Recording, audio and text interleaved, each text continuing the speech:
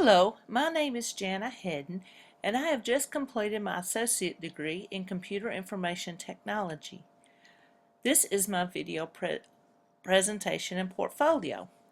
Thank you so much for taking the time to look at it. Currently, I am volunteering at WestCare at the IT help desk. And also I have a job in an office at Pine Hill Park.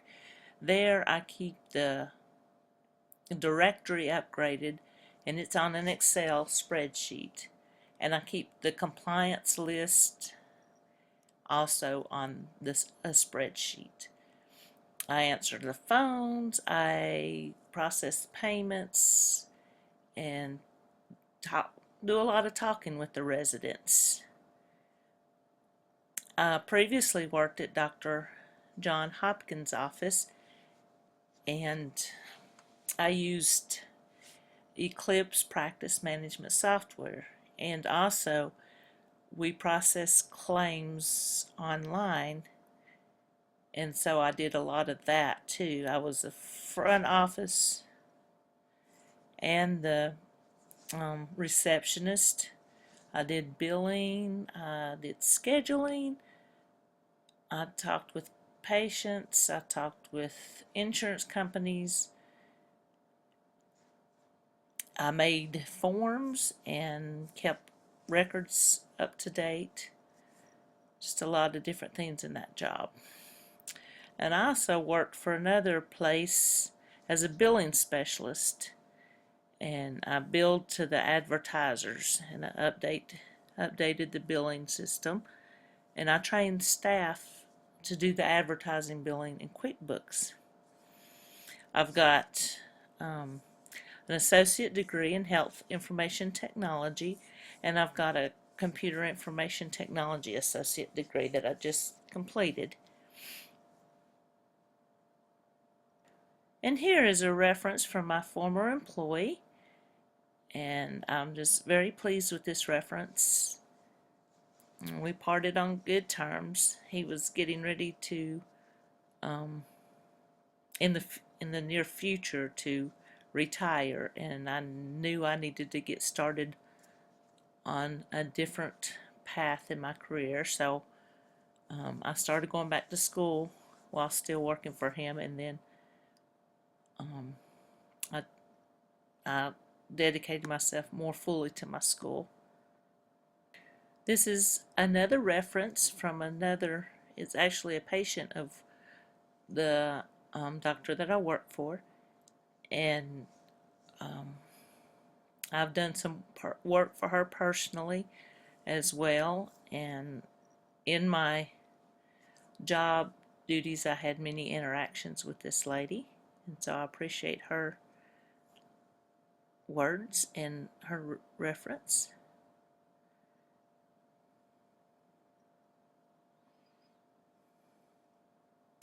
Here are the different degrees, diplomas, and certificates I have obtained through the years. Like I mentioned before, I just now got my Computer Information Technology associate degree, and before that I had a Health Information Technology associate degree. And I also received a diploma in nursing education options, and I did work in that field for about 4 years. I got a certificate in management technology supervision and management technology human resources, and also an associate degree in wood products technology. So I have a wide variety of interests and a wide variety of experiences that I can add to a team. Sorry about that. Some of the volunteer things I have done in my life. I was a candy striper at Angel Medical Center. I've had many church positions, including teaching the weekly classes and leadership in different children's clubs, vacation Bible school, parents volunteer at the church school treasurer, the secretary, a greeter, cassette copier and sales volunteer at seminar series.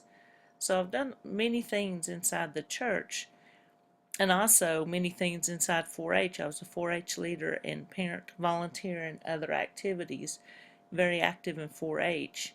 And also, I got my master gardener and volunteered helping out in that way. And currently, I'm a volunteer at West Care on the help desk.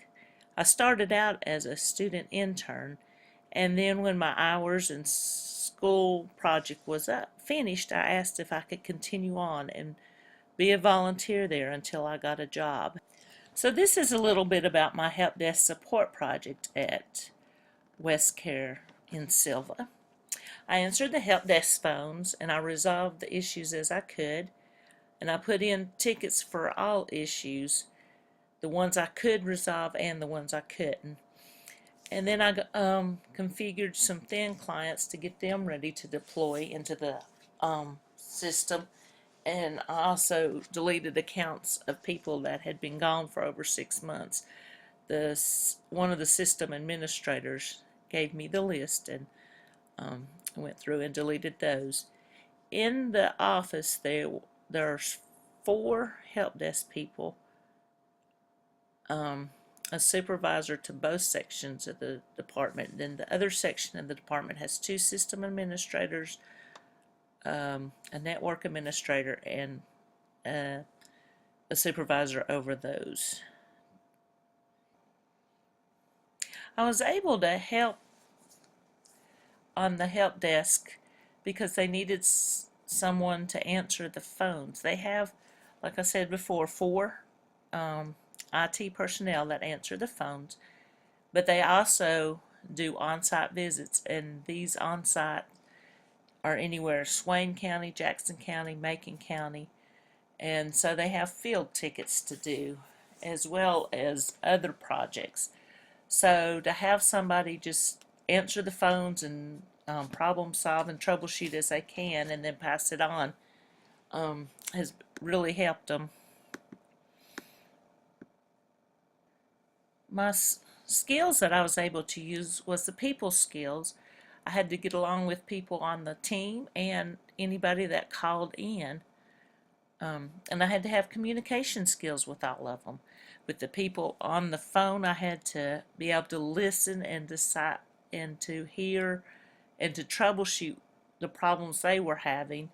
And some people, they put it in terms that we don't use. And it was kind of hard to discern exactly what they were saying, but you keep communicating with them, and eventually you could figure out what was actually going on. I got to use problem solving skills to solve these problems. And then I had got to use the ability to work alone because I was in my own separate area of the department, and really, unless I got up and went to talk to someone, I was by myself. Nobody bothered me, and I didn't bother anybody. But I also was able to communicate with the team members and ask questions and different things like that.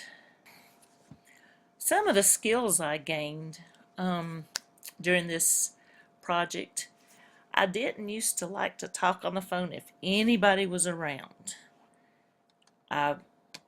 It was just hard for me, and especially doing this work-related thing and somebody listening over me. But the area that I was at was in one of the manager's offices, and so he would be in and out, and he'd be at his desk working, and I would have to talk on the phone, and I'd have to help the end users and answer the questions. And even though he was right there, I had to get used to it, and then now it doesn't even faze me at all. And then I'm also better able to ask for help, because if I couldn't solve anything, I put a ticket in for it, but then I wanted to go and find out the answer, so I had to go ask for help. What did you do? What should I have done? And then also, some people that were on the phone needed the answer right then. They couldn't wait for me to put in a ticket and then for the IT guys to open that ticket and get it. So I had to go ask for help. And also, my computer wasn't always working right, or I didn't know the nuances of different things in the system, and so I would have to go ask for help. One of the most common things that people called in about were that their printers were gone. They went to print something, they couldn't see their printers to click on where they wanted it to go. The easy solution that worked most of the time was to get their username and put it in our program and kill the sessions they were on, that they were trying to print from. And when we did that, and then they restarted and then logged in and went to the area where they were trying to print from, they could see their printers. So that was a good easy solution for a common problem. Another common problem was forgetting their password. And so we would reset it to the standard. We had an area in the Active Directory where we could get into their account, reset their password to a standard, and then they would have to log on at the next, whenever they logged on again, they would have to reset their password to something that only they knew and we didn't know. A very busy time for the help desk. It's between 8 and 10 in the morning. People are just getting in for the day and logging into their computer. Well, there's an overflux. A lot of people are trying to get on, and then that kind of makes the servers crazy. And then when sometimes people log on and they didn't think they logged on, or they start up an application and didn't think that they started up, or what, didn't wait on it and started another. That takes a lot of server space, so they could be running two applications of the same thing, and that's taking up server space. So between 8 and 10 we get a lot of calls, and it just has to do with the servers are overcrowded. So we kill the session and the user does a restart and logs back in. If it's still frozen up or whatever, they can't get on, we do that again, kill the session.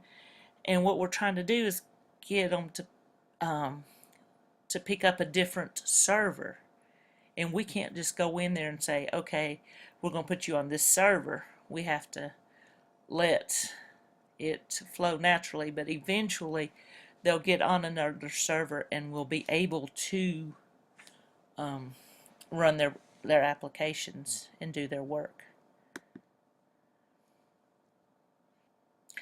Once again, this has been Jana Hedden, and I thank you very much for taking the time to look over my video.